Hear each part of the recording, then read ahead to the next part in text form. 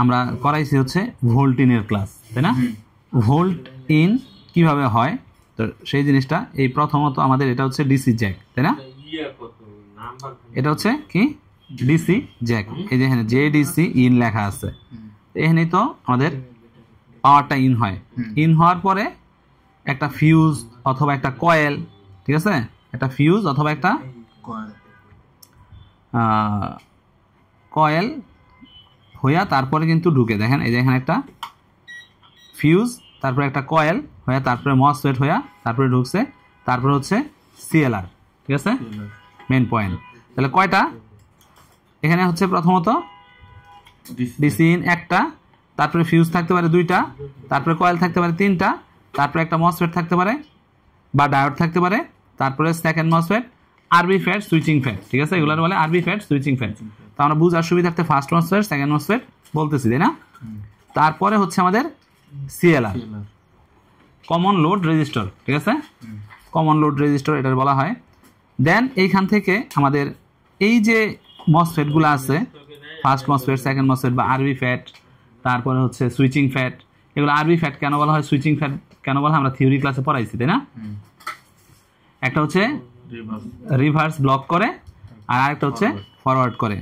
তো এই জিনিসগুলো আমরা শিখাইছি। তো এখন এই যে এগুলার গেটগুলা হয় একটা চার্জিং আইসির মাধ্যমে অথবা ভোল্টেজ ডিভাইডারের মাধ্যমে অথবা আয়োর মাধ্যমে। হ্যাঁ, এই তিনটা অপশনে এই ভোল্টেজ ডিভাইডার হয় এবং এটা কানেক্টেড কোথায় থাকে?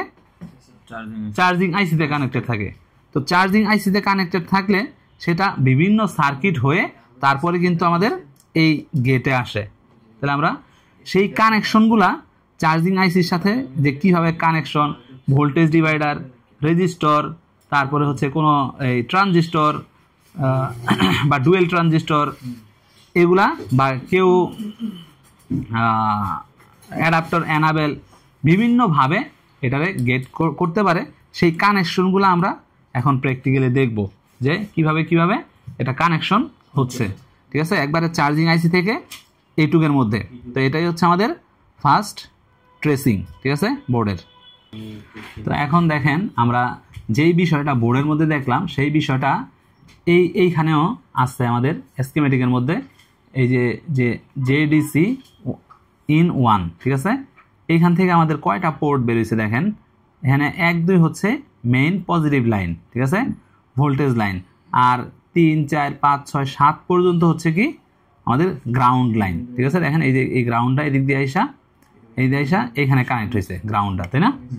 তাহলে দুইটা মাত্র পিন হচ্ছে আমাদের পজিটিভ, দুইটা না একটা পিন হচ্ছে আমাদের পজিটিভ লাইন, তারপরে হচ্ছে একটা পিএফ মানে ফিউজ, ঠিক আছে, 101 নাম্বার, তারপরে হচ্ছে পিএল 101, এখানে দুইটা কয়েল দেখাইছে, বাট আমাদের এখানে আছে একটা কয়েল। এখানে আবার একটা জাম্পার আছে, সেই জাম্পারও আমরা দেখব।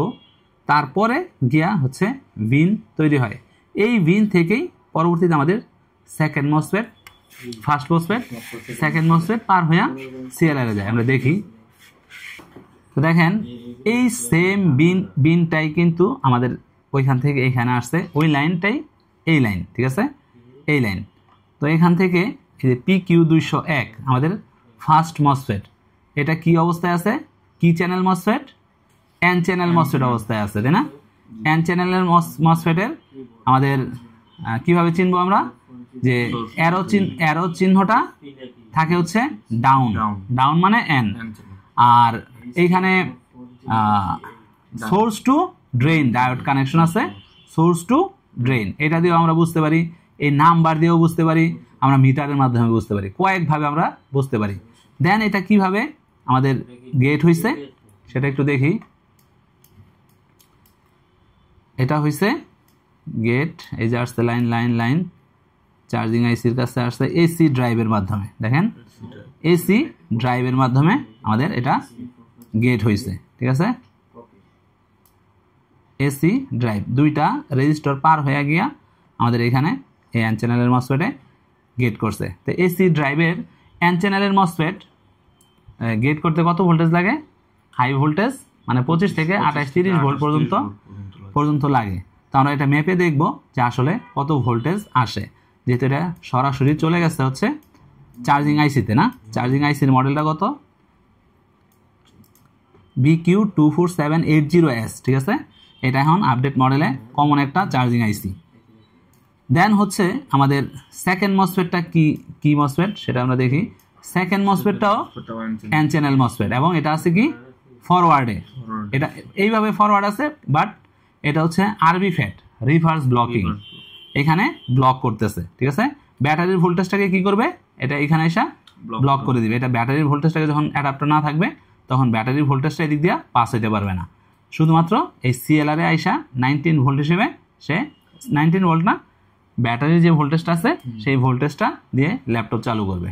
তো আমরা এই কানেকশনগুলো এখন খুঁজে দেখি কোথায় কোথায় আছে, ঠিক আছে, বোর্ডের মধ্যে।